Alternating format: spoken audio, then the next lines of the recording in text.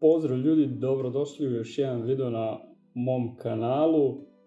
Kao što vidite iz naslova samog videa, danas ću malo više pričati o tome koja je razlika između nalaženja posla preko agencije, a koja preko firme, odnosno sami uslovi, šta mislim lično ja, znači moje mišljenje, šta mislim da je bolje i za sam početak, a i kasnije, koji su uslovi, bar ono što ja znam, možda neke, opet kažem, agencije i firme nude drugačije uslove, tako da to je ono što bi se reklo moje iskustvo. Pre svega što se tiče agencije, nisam protiv da neko misli, iako sam ja trenutno prešao na firmu, jer iz samog ugla gledanja, odnosno sa moje strane, bolje je na firmu zato što meni tako odgovara. Bolje su mi pogodnosti itd. itd.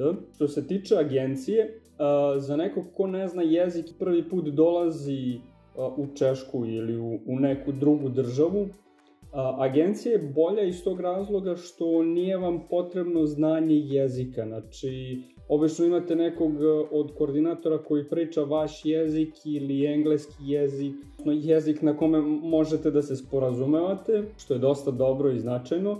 Sa druge strane, svu papirologiju, odnosno ceo proces dobijanja radne dozvole, vađenja zdravstvene knjižice i ostalih stvari, završavat će vam agencija ili ti taj koordinator. Tako da mislim da je za početak bolje i lakše da dođete preko neke agencije.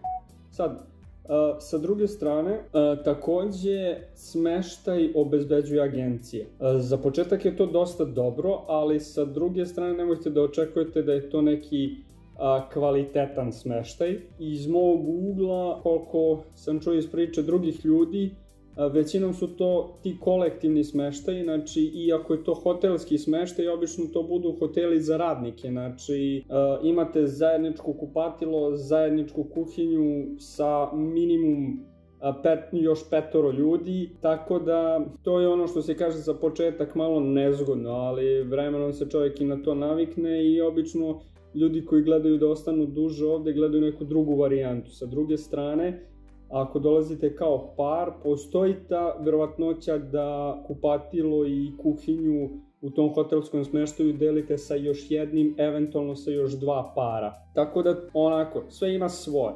Sad, sa druge strane, obično proces dobijanja pobita ili te boravišne dozvole, radno-boravišne dozvole, traje nekih 6 meseci, tako da računajte da ćete u tom periodu morati da budete u tom smeštaju koji vam agencija obezbeđuje ili ti plaća, a nakon toga možete da ostanete na tom smeštaju ili ti sami da nađete smeštaj o svojoj režiji, odnosno o svom trošku. Tu postoji jedna caka, veliki broj agencija ne priča o tome, ali postoji mogućnost da sami nađete smeštaj, a da vam agencija da određenu sumu kao pomoć. Znači, jednostavno ne plaća za vas smeštaj u nekom hotelu ili negde, ali kao pomoć radniku može da vam da novac. Naravno, opet kažem, od agencije do agencije se o tome javno priča, u nekim agencijama se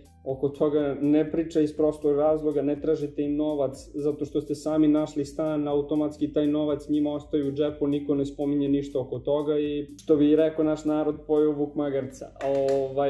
Tako da, obično sve te agencije imaju tu opciju plaćanja privatnog smeštaja. Obično to po radniku iznosi oko 100 evra, ajde da kažem između 80 do 150 evra, sve zavisi od agencije do agencije, ali u agenciji gde sam ja bio, nama je plaćano nekih 3000 kruna, to vam je nekih 120 evra otprilike, po osobi, što znači da smo žene i ja imali blizu 250 evra pomoći od agencije. Saznaćete kasnije koja je procedura posla preko firme, tako da se ispostavi da to nije pomoć, ali dobro.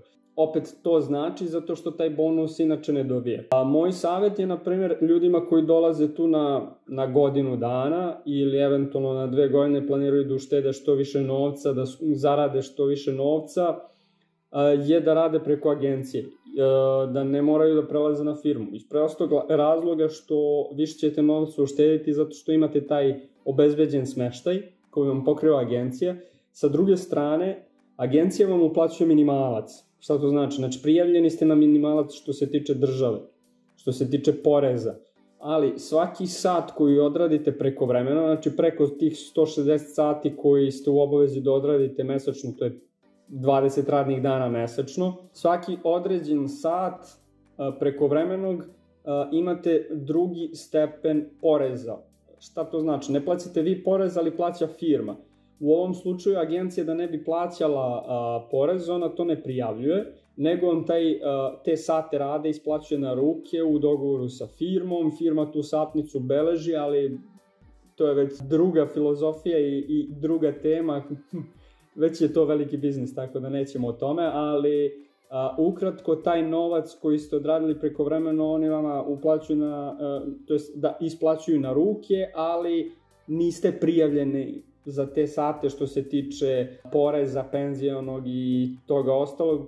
To je ujedno ušteda agenciji, odnosno oni taj novac od tog poreza ostavljaju sebi, vama isplaćuju vašu čistu satnicu, tako da niste vi u gubitku sa te strane. Šta više, baš zbog toga možete da radite bukvalno neograničen broj sati, odnosno znam ljude koji su radili po 300 sati mesečno da bi zaradili što više i posle godinu dana eventualno 2 se vratili kući sa tim novcem i započeli već nešto svoje ili kupili kuću, stan, već je neka druga priča. Tako da to je opcija koja je na neki način bolja. Sa druge strane, preko firme kada radite, preko firme možete mesečno raditi maksimum 30 sati prekovremenog. To je zbog tog poreza, jer tih prvih 30 sati su dozvoljeni prekovremeni sati koje država dozvoljava, znači to su potrebe firme, ukoliko je firmi potrebno za prekovremeni, to se raspoređuje nešto na radnike, ali svaki radnik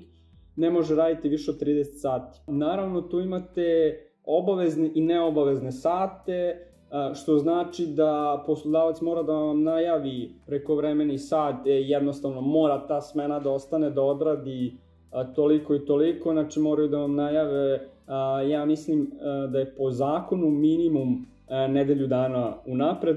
Kod mene u firmi, na primjer, najavljuje se 10 do 15 dana unapred, te nedelje će se raditi prekovremeno, ta smena bi morala da ostane i to je to. Oni prekovremeni koji nisu ono što se kaže moranje, to je kad vam šef kaže treba nam za ovu nedelju prekovremeno, ko želi da se prijavi, naravno ko želi može da ostane, to je klasika, ko ne želi jednostavno kaže ne želim, da li moram, ako kaže ne moraš super, ako kaže moraš, ali u narednih nedelju dana i jedan dan nešto prekovremeno, to je već druga stvar i svi ti prekovremeni sati su vam prijavljeni na platnom spisku, odnosno ako ste ovaj mesec zaradili 800 evra, 800 evra vam je prijavljeno u poreskom, ako ste zaradili 1500 evra, toliko vam je prijavljeno u poreskom, znači sve dobijate preko računa, na taj novac ste prijavljeni i to je to. To firma plaća porez, koji je veći, ali sa druge strane vama ti bodovi za kasnije, odnosno penziono, rastu. Što je naravno logično, znači veće mesečno primanje ste imali. Nikog ne zanima koliko ste vi sati radili taj mesec, ali to je to, znači da li si ti primio ovaj mesec 800 evra, 1200 ili 3000 evra, to je već na tebi, ti si te pare zaradio, toliko si platio porez, odnosno firma je za taj novac platila porez, ti si taj novac dobio preko računa, na osnovu toga ti se izračunava koeficijent proseka tog meseca itd. I tera se dalje. Što je super. Baš zbog toga firme obično ne teraju svoje radnike da rade nešto puno prekovremeno, zato se koriste agenturni ljudi, odnosno ljudi preko agencija koje dolaze, jer se izbegava ta vrsta oporezivanja. Sa druge strane, kada pređete na firmu, obično ako ste radili prvi period 6 meseci je obavezan ugovor preko agencije kad dođete da radite. Dobro, imate prvih tih, ajde da kažem, mesec dana koji su probni rad, znači ili prihvatate posao ili ne prihvatate, jednostavno vidite da li se uklapate u to kada dođete, ali prvih 6 meseci po ugovoru ste obavezni da odradite za agenciju, prvih, 6 meseci, Nakon tih 6 meseci možete da pređete na firmu ako su firmi potrebni radnici. Ako nisu, možete da ostanete pod agencijom, možete da završite ugovor i da idete dalje. Niko vas ne primorava da ostanete. Kada pređete na firmu, u 99% slučajeva firma vam odmah povećava platu za određene levele, to je ono što sam pričao u prethodnim videima. Sa druge strane, dobijate te neke benefite od strane firme. Prvo, znači to je ono, tačno to vidite kad vam povećaju platu, to je u stvari ta razlika odmah u startu, ono što vam je agencija plaćala smeštaj.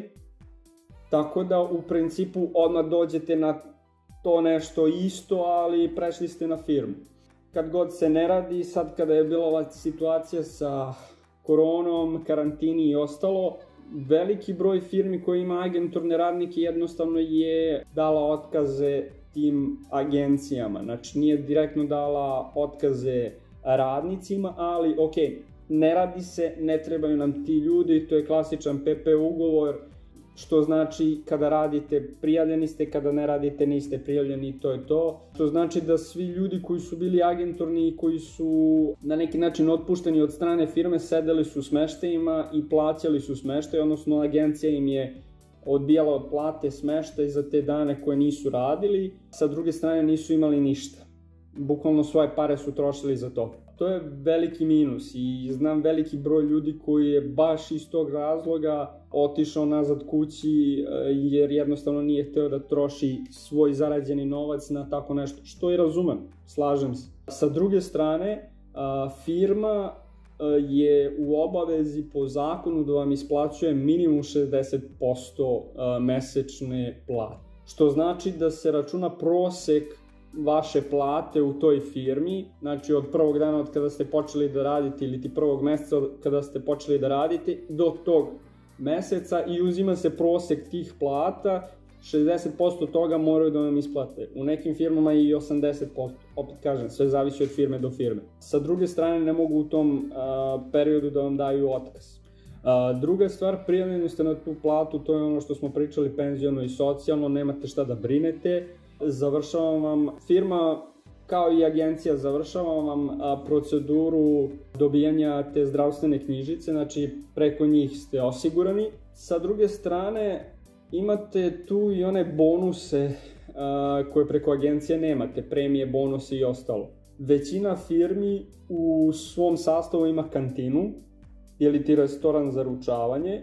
Radnici koji su direktno zaposleni na firmu imaju u većini slučajeva 50% popusta na korišćenje kantine, odnosno na tim jelima koje kantina obezbeđuje, ručkovima ili ostalim obrocima, dok agenturni ljudi, na primer, nemaju. U nekim firmama čak nemaju pravo korišćenja restorana, odnosno tih kuvanih jela, nego jela koji su na automatima sa strane, znači ubaciš novac i kupiš, imaju i gotova jela, imaju i sendviči itd., ali nije loše, ali nije to.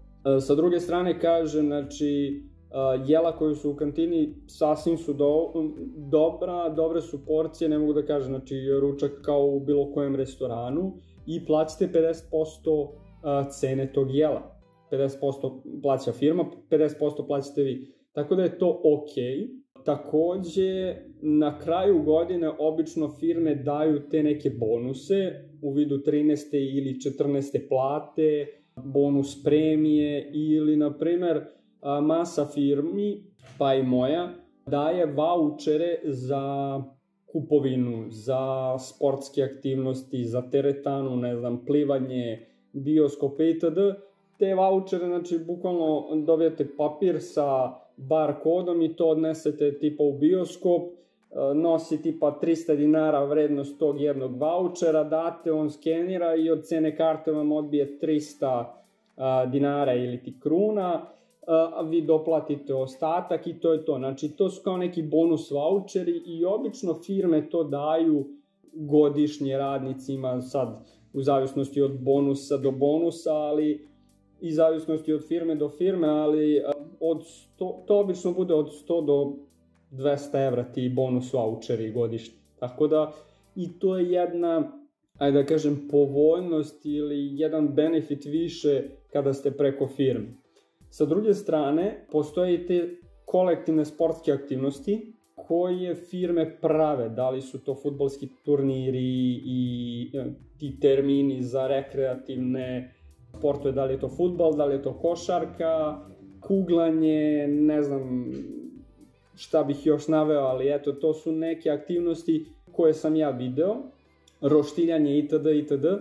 To, na primjer, firma obezbeđuje za svoje radnike. Na to, na primjer, agenturni ljudi nemaju pravo, dok, na primjer, kada ste preko firme, zna se, prvi vikend tipa u avgustu, besplatan termin u kuglanju od 14 časova do 17 časova za sve radnike u toj i toj zgradi, u toj i toj, jel te, radnji ili ti igronici ili kako se to već kaže, tamo odete, pokažete samo karticu iz firme, oni vas upišu i to je to, bukvalno u tom terminu besplatno koristite taj sadržaj, što je opet okej.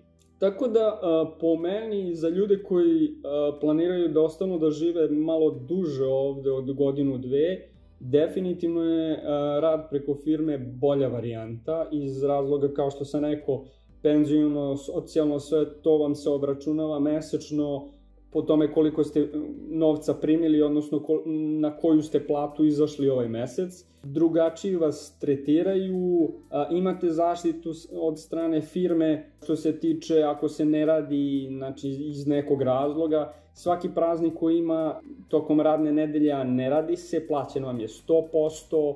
Ako u slučaju da se desi da poslodavac kaže ok, ima posla u sredu, iako je praznik, neradan dan itd. Ko hoće da radi, pored tih 100% što vam je plaćen praznik, imate znači još 100%, što znači 200% ako odradite taj dan, što je ok u principu ako neko želi da odradi. Mislim, dešavalo se da odradim ja tako neki praznik koji onako imam neku laganu poziciju što da ne, nemam nikakve obaveze, nemam ništa u planu, što se kaže za to slobodno vreme, zašto da ne.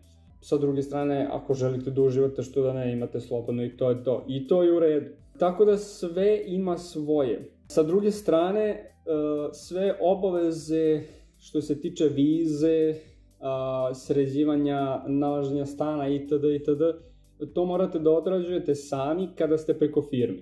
Agencija vam je na početku odrađivala sve te, ajde da kažemo, procese i procedure, ali kada ste preko firmi, onda ste nekako da kažem sami na svom, što znači da morate da vodite računa kad vam normalno ističu dokumenta da biste produžili vizu, sami popunjavate papire, sami skupljate svu dokumentaciju koja vam je potrebna, ne brinite, nije veliki bauk, snimat ću video i o tome. Sve te papire predajete sami u imigracionom ili policiju za strance, naravno čekate tamo odobrenje, kada vam se odobri idete dalje na proceduru. Jeste cimanje, jeste obaveza, sami to završavate, ali sa druge strane ta viza je vaša jer ste vi platili, znači ne ide preko agencije pa ste u obavezi 6 meseci da radite taj posao iako vam se ne sviđa ili ti nešto, ali dobro. Opet kažem, za početak bolje je preko agencije jer je lakše, pogotovo ako ne znate jezik. Ne znam šta bi još mogu da kažem. Naravno ljudi, ako vas još nešto zanima, pišite mi i u komentarima i na Instagramu. Dosta vas mi se javilo posle prethodnog videa što smo pričali o stanju u Češkoj. Dosta njih mi se javilo na Instagramu sa dosta pitanjima, tako da drago mi je da su ljudi naišli na moj video. Slobodno pišite šta vas zanima, bit će i neki Q&A, tako da može nešto brže da se odgovori, nešto konkretnije, tako da veliki pozdrav, nadam se da ste uživali do sledećeg videa, sledeće teme, veliki pozdrav i uživajte. Ćao!